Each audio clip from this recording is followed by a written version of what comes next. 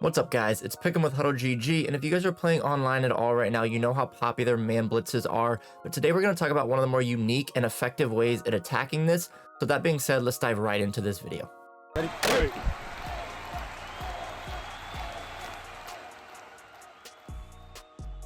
For today's video, we are going to be utilizing freeform passing, so we want to go to our settings to make sure that we have the appropriate settings first. So when you go into your options and you go into your game options, under passing type, we want this to either be on placement and accuracy or placement. I personally like placement and accuracy, gives us a little bit more control as the quarterback. And then under pass lead increase, this in reticle speed is really up to you and your comfortability.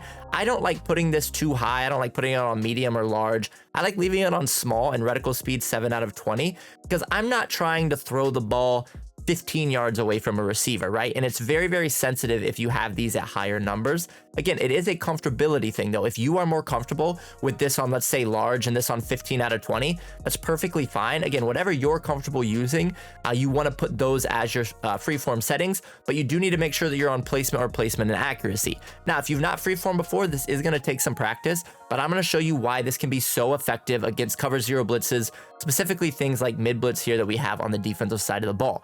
Now, when we come out in a play, you can do this out of a lot of formations as well. We're just going to be doing it out of 2x2 spread. I think this is the best type of formation to do it out of because all we need to do is streak our 2 slot receivers, okay? So you're gonna see here, we're gonna streak the 2 slot receivers, and then we want those 2 outside guys running something shallow. So a little hitch is fine.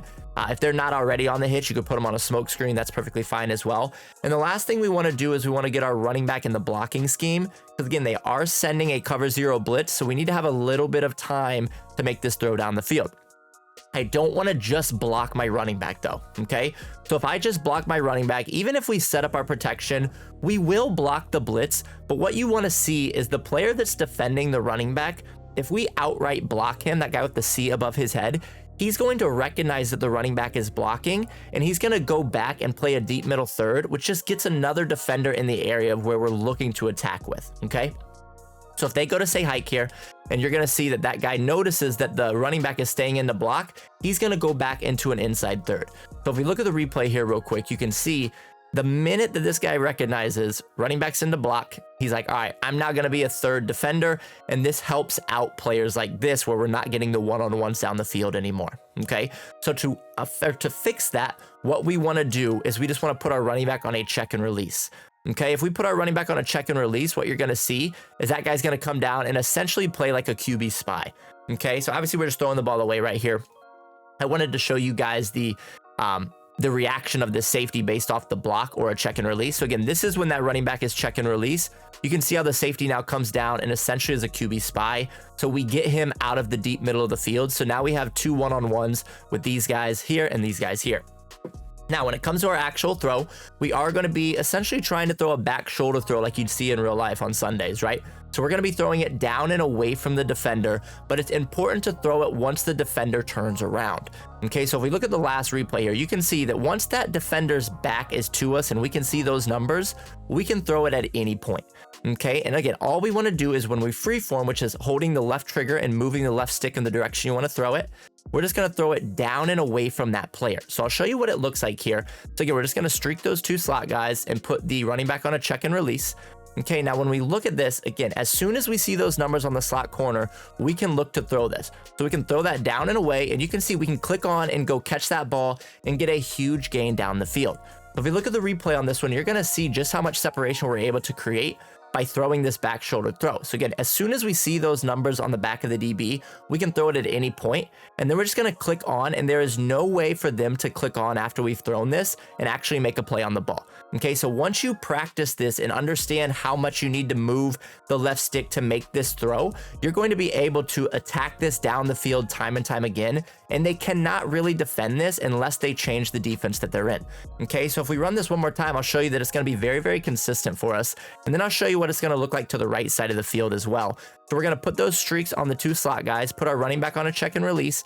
Then again, as soon as we see that guy turn his back, we're going to throw that, and you can see we can click on, and we actually have the potential to take this in for a 1-play score as well, depending on that separation. So again, we're going to get the separation to make the catch.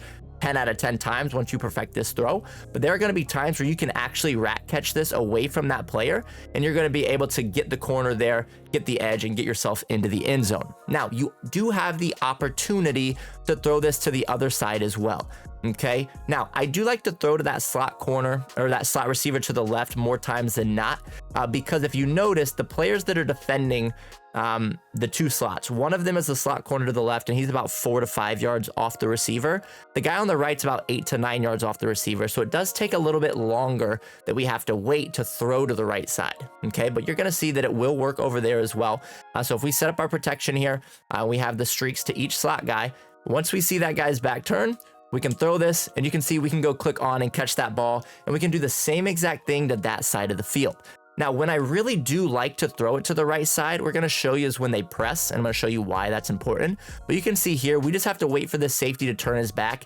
Does take a little bit longer. You can see here his back's not turned to us completely, but if we look over here, this guy's back is turned. So again, that's why I like throwing it to the left more if I can, but you are able to, as we just shown, throw it to the right if you need to. Now, when it is really, really effective to throw to the right is when your opponent starts pressing.